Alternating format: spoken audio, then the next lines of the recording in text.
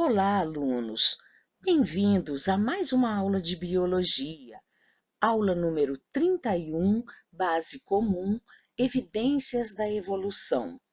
Sou a professora Terezinha Menezes e hoje vamos trabalhar os seguintes objetos do conhecimento: evidências evolutivas, fósseis, homologia e analogia, órgãos vestigiais, embriologia comparada e evidências moleculares. Órgãos análogos, alunos, são órgãos com funções semelhantes, podem ter origens embrionárias diferentes. Origem diferente, funções semelhantes. Não mostram relação de parentesco evolutivo. Por exemplo, verifiquem as diferenças marcantes entre a estrutura da asa de uma ave com a asa de um inseto. A asa da ave apresenta composição óssea e a asa do inseto é feita de quitina. Lembrando, alunos, que a quitina é um polissacarídeo. Alunos, evolução convergente também é conhecida como convergência evolutiva. Vejam os exemplos. Temos aqui 3 espécies: espécie A, espécie B, espécie C. As 3 espécies vivem no mesmo ambiente, sofrem a mesma pressão seletiva e apresentam semelhança morfológica. Ou seja, temos neste caso estruturas análogas que possuem a mesma função, mas uma origem embrionária diferente. Temos aqui, alunos, alguns exemplos de adaptação convergente. Observem a forma hidrodinâmica do corpo destes animais. Aqui temos um golfinho, trata-se de um mamífero. O ictiosauro, trata-se de um réptil extinto. Temos um peixe ósseo e uma ave. Percebam, alunos, que estes animais vivem em ambientes semelhantes. Eles apresentam estruturas corporais com origens embrionárias distintas, podendo ser funcionalmente semelhantes e anatomicamente semelhantes. Estas estruturas são órgãos análogos. Um outro exemplo, vejam só, aqui temos um anfíbio, um réptil e um mamífero. Percebam, alunos, que os olhos estão acima da linha da água. E temos ainda um outro exemplo, que é o caso do falcão, que é uma ave, do morcego, que é um mamífero, e do pterodáctilo. Trata-se de um réptil voador que viveu na mesma época que os dinossauros. Vejam que eles estão adaptados ao voo. Os órgãos homólogos, alunos, são estruturas corporais ou órgãos que se desenvolvem de modo semelhante em embriões de determinada espécie. Eles podem desempenhar funções diferentes, ou seja, mesma origem, funções diferentes. E, atenção, mostram relação de parentesco evolutivo. Vamos a um exemplo, alunos, de órgãos homólogos. Temos aqui o braço do homem. Acompanhem o laser, por favor. No braço temos um osso chamado húmero. No antebraço, os ossos rádio e ulna. Na mão, temos os ossos do carpo, do metacarpo e as falanges. Pata dianteira do cavalo. Localizem o osso húmero, ulna, rádio, ossos do carpo, osso estiloide, metacarpo dos dedos 2 e 4, osso da canela, que é o metacarpo do dedo 3, e a falange única. Asa de morcego. Localizem o húmero, osso rádio, ulna, e aqui vocês também poderão observar metacarpo e falanges. Na nadadeira da baleia, localizando o húmero, o rádio, a ulna, ossos do carpo, do metacarpo e as falanges. Observem que os membros anteriores desses animais são anatomicamente diferentes e desempenham funções distintas. Porém, observem, alunos, que possuem o mesmo plano de organização quanto ao esqueleto. A evolução divergente também é denominada de divergência evolutiva ou irradiação adaptativa. Vamos considerar uma população. População, alunos, é o conjunto de indivíduos de uma mesma espécie que vive em determinada área em um dado período de tempo. Considerando, então, uma população inicial. Premido pelas circunstâncias, os organismos migraram, alguns para o mangue, outros deserto e outros para a floresta. Observem que os organismos sofreram pressões seletivas diferentes e outros fatores evolutivos atuaram sobre a variabilidade genética. Neste caso, alunos, eles desenvolveram características adaptativas ao seu modo de vida particular: mangue, deserto, floresta. Consequência disso foi o isolamento reprodutivo, e a partir daí surgem novas espécies. Temos a espécie a espécie B e a espécie C. Isto explica, alunos, que estruturas homólogas possuem a mesma origem embrionária, podendo ou não exercer a mesma função. Exemplo de irradiação adaptativa.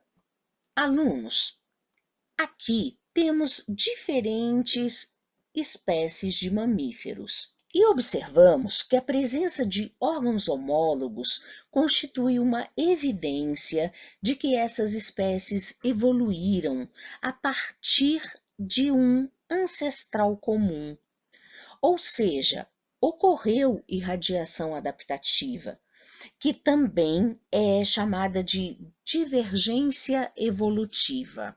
Vamos fazer uma diferenciação: irradiação adaptativa, convergência adaptativa. Vejam só, na irradiação adaptativa ou divergência adaptativa, nós temos a definição de que é um processo em que uma espécie, acompanhem por favor, ou grupo biológico dá origem a novas espécies ou grupos. A irradiação adaptativa ocorre quando o grupo ancestral se dispersa por diferentes ambientes e fica submetido a diferentes pressões seletivas no ambiente. Isso é diferente da convergência adaptativa, porque na convergência adaptativa nós temos um processo em que espécies diferentes sofrem pressões seletivas semelhantes e desenvolvem estruturas corporais semelhantes. A existência de órgãos análogos, alunos, é uma evidência de que a seleção natural pode levar ao surgimento de um mesmo tipo de solução adaptativa. Fósseis, alunos, são restos ou vestígios preservados de animais, plantas ou outros seres vivos em rochas, sedimentos, gelo ou âmbar, preservando-se como moldes do corpo ou partes deste, rastros e pegadas.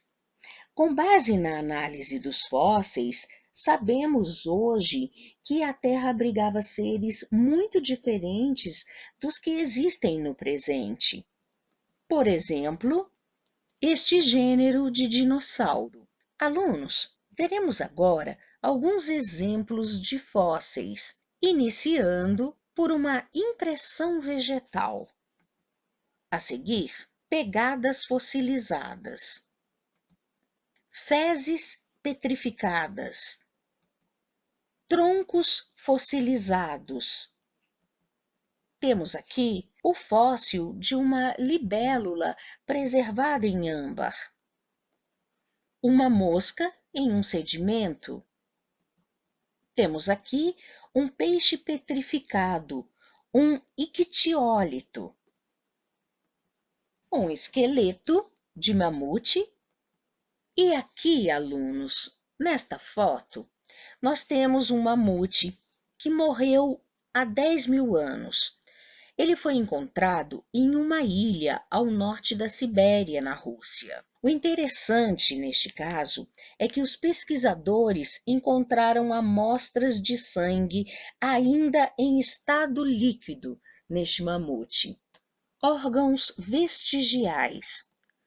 Os órgãos vestigiais, alunos, são estruturas atrofiadas sem função evidente no organismo. Indicam parentesco evolutivo. Um exemplo seria o pequeno músculo encontrado na base dos pelos dos mamíferos. Na nossa espécie, ele é responsável pelo arrepio.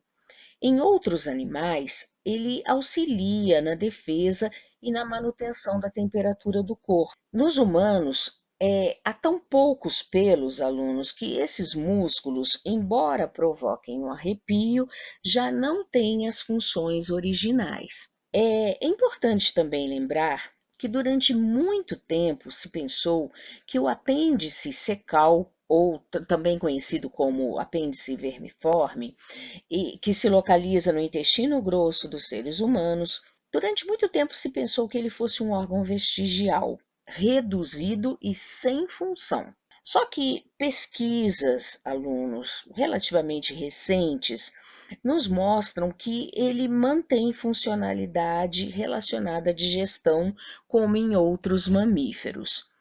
Embora, se você for comparar o tamanho do apêndice secal do homem e o tamanho do apêndice secal do coelho, você verá que é muito, muito, muito diferente. Está certo?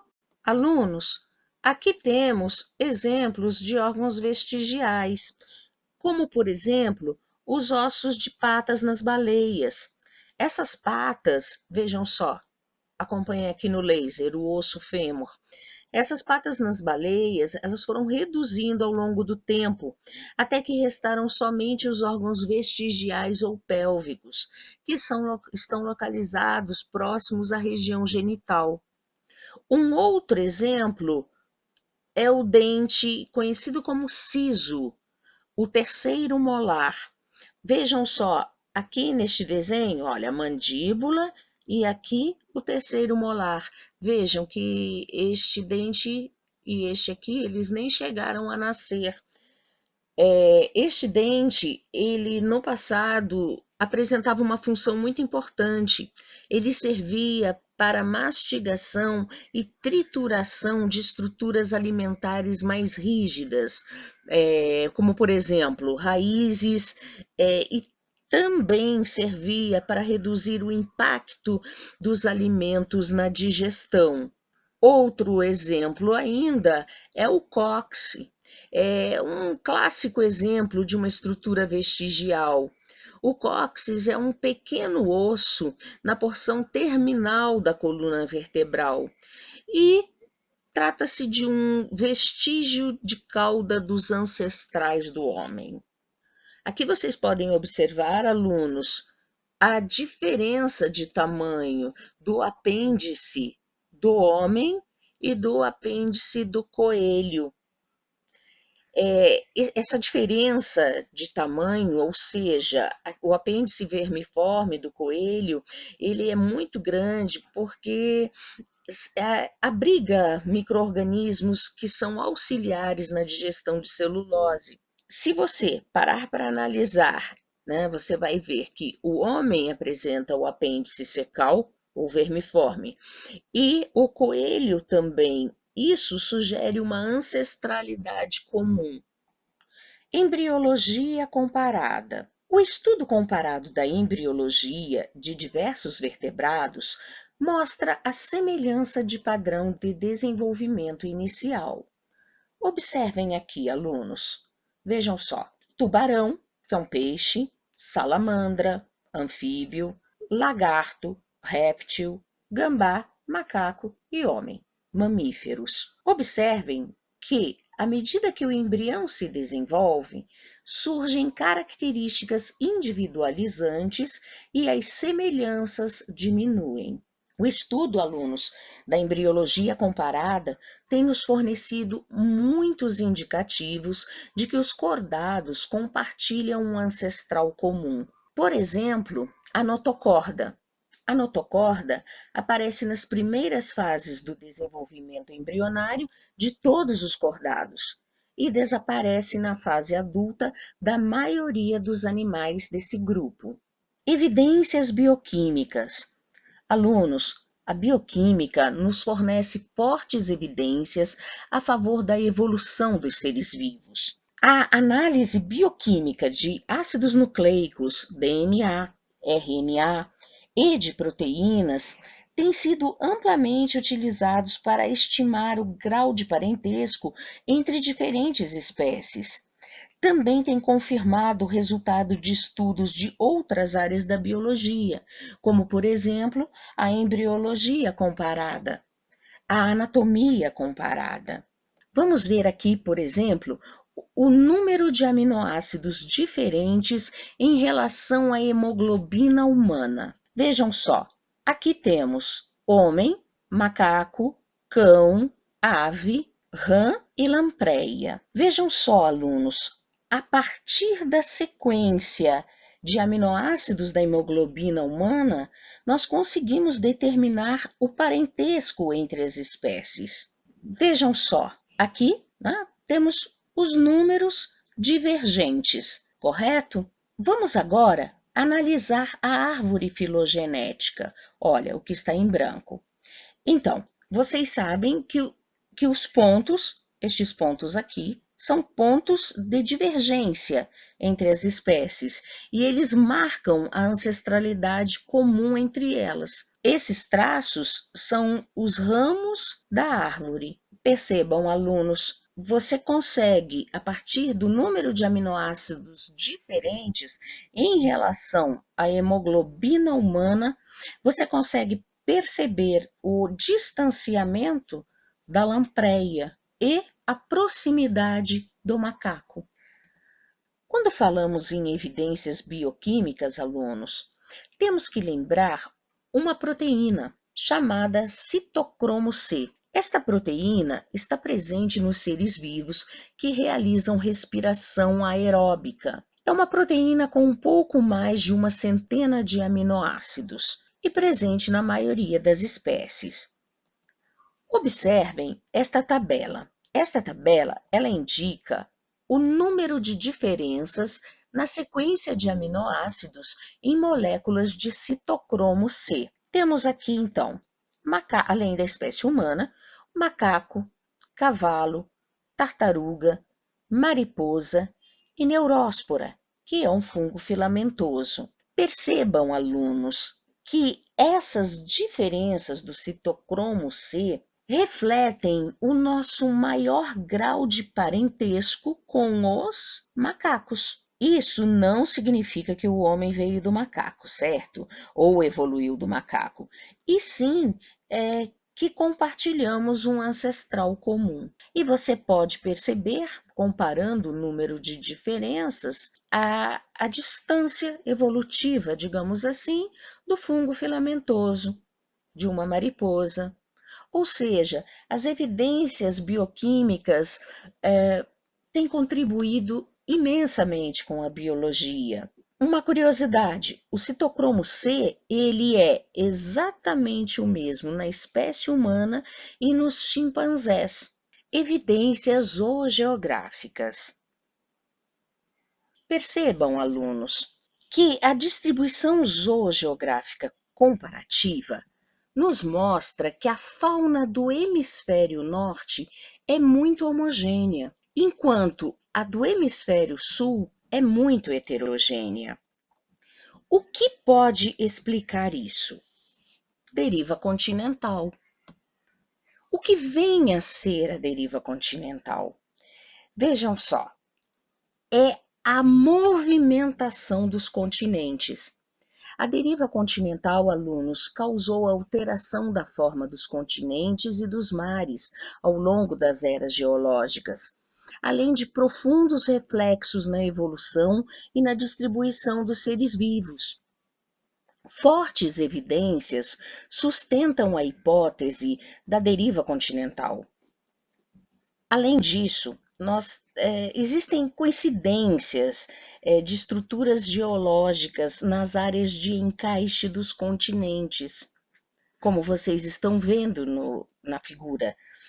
Olhem só, continentes atualmente muito distantes um do outro, como vocês podem observar, a América do Sul e a Austrália. Eles têm em comum a presença de fósseis de diversos seres vivos já extintos. Um outro exemplo, olha só, existem registros fósseis de uma gimnosperma, Glossopteris. E esses registros fósseis, eles aparecem em quase todas as regiões do hemisfério sul. Na América do Sul, na África, na Índia, na Austrália e na Antártica, além de outros exemplos. Passagem pelo Estreito de Bering. Alunos, de acordo com a teoria de Bering, o homem teria chegado à América através do Estreito de Bering. Deem uma olhadinha na figura. Essa teoria, ela foi proposta em 1590. Então vejam só aqui.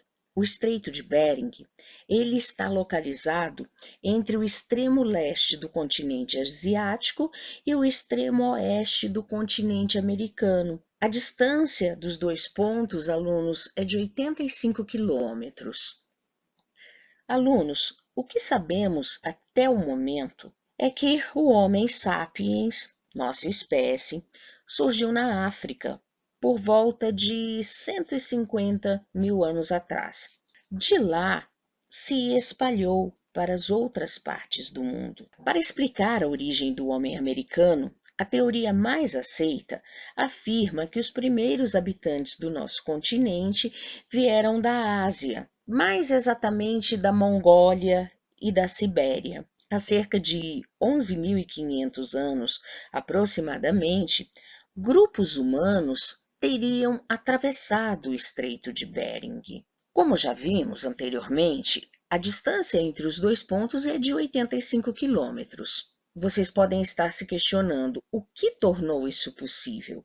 A explicação seria a seguinte: na última glaciação, o nível da água do mar abaixou e a sua transformação em geleiras formaram uma passagem natural entre os dois continentes. Resumindo, os animais do norte são mais parecidos entre si porque as terras do norte guardam relativamente uma pequena distância entre si, ok? Já as terras do sul mostram-se separadas por grandes oceanos. E devido ao isolamento que se manteve por tanto tempo, milhões de anos, sua fauna se afastou muito de seus troncos primitivos, diversificando-se até o ponto atual. Alunos, vamos fazer alguns exercícios sobre evidências bioquímicas. Exercício número 1. A ocitocinina, hormônio produzido no hipotálamo e liberado na neurohipófise, é formada por 9 aminoácidos.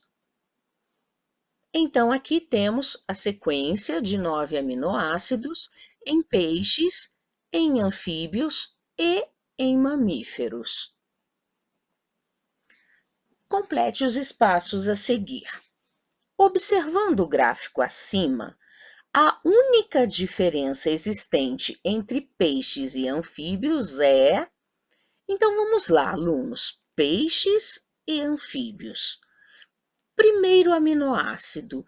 Nos peixes, cisteína, anfíbios, cisteína. Segundo aminoácido. Em peixes, tirosina, em anfíbios, tirosina. Terceiro aminoácido, isoleucina em peixes, isoleucina em anfíbios.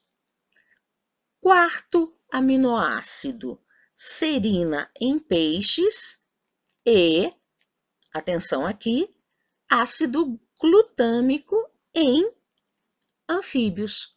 Então, temos aqui uma diferença.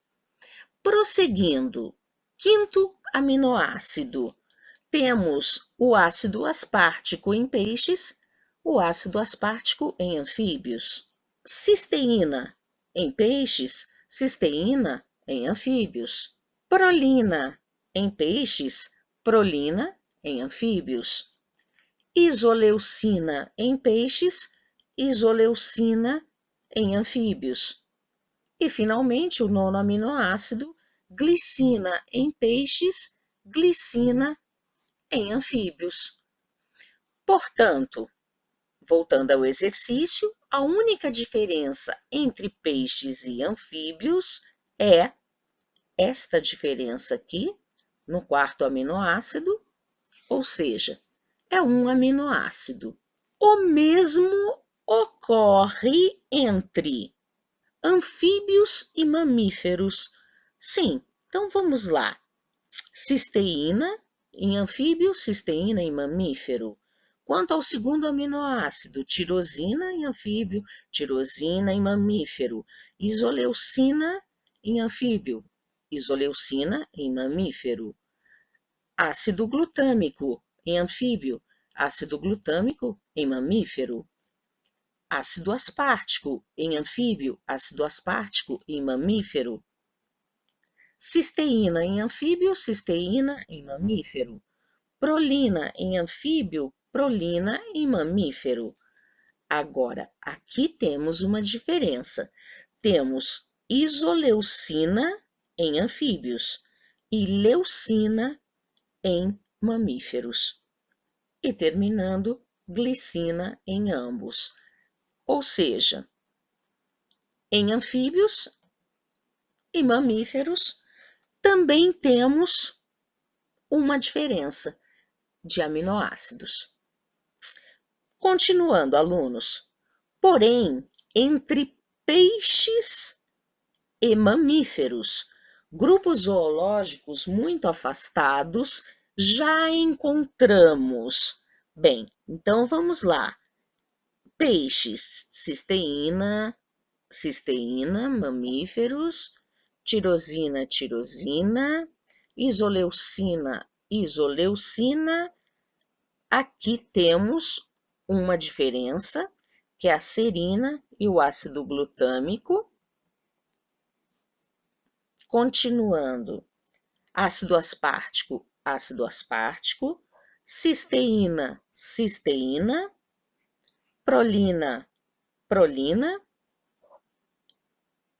isoleucina em peixes e leucina em mamíferos. Então, aqui encontramos outra diferença. E glicina, comum a peixes, anfíbios e mamíferos. Então, encerrando, porém, entre peixes e mamíferos já encontramos duas diferenças. Segundo exercício da UFRJ. A seguir, estão representadas 3 sequências de aminoácidos de proteínas retiradas de diferentes espécies, A, B e C. Espécie A, temos estas sequências. Espécie B e espécie C. Vamos lá, alunos, preenchendo A e B. Então, espécie A e espécie B, acompanhando aqui no laser.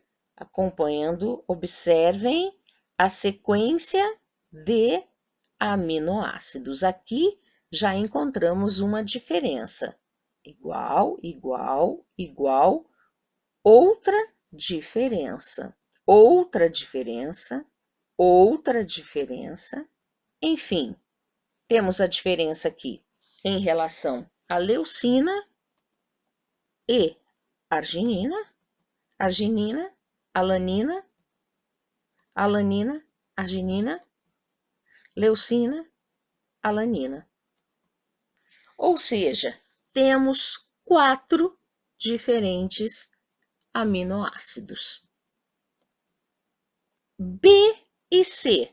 Entre B e C, alunos, vamos observar aqui igual, igual, igual, idem, igual, igual, igual, igual. Aqui temos esta diferença, que é a arginina e a alanina. Igual, igual, igual, igual, igual. Então, entre B e C, temos um aminoácido diferente. E entre a espécie A e a espécie C, alunos, observem, metionina, metionina, igual, igual, diferente. Leucina, arginina, igual, igual, igual, diferente. Arginina e alanina. Leucina, alanina, outra diferença. Então, neste último caso, nós temos 3 aminoácidos diferentes. Continuando o exercício, alunos, admitindo-se um ancestral comum para as 3 espécies. A árvore filogenética que melhor expressa o parentesco evolutivo entre as 3 é. Então, recordando, entre A e B, nós temos 4 aminoácidos diferentes. Já entre as espécies B e C, nós temos apenas um aminoácido diferente. E entre A e C, nós temos 3 aminoácidos diferentes. Analisando então, alunos, percebam que espécie B e espécie C estão bem próximas, não é verdade? Porque, afinal de contas, em relação aos aminoácidos estudados, existe apenas uma diferença. B e C estão muito próximos. E A e B. A e B, a diferença é de 4 aminoácidos. Ou seja, entre A e B, nós podemos evidenciar um distanciamento, correto? E entre A e C? Entre A e C, a diferença é de 3 aminoácidos. Ou seja, A está mais próximo de C. Neste caso aqui, você já descarta a letra A letra B e a letra E. A está mais próximo de C e C e B estão bem próximos. Afinal de contas, a diferença entre eles é de um aminoácido apenas. Logo, alternativa D de dado. Vejam a diferença entre A e B e entre A e C, né? Observem aqui os ramos de C bem mais próximo a B. Portanto, letra D de dado. Muito obrigada pela atenção, queridos alunos, e bom estudo!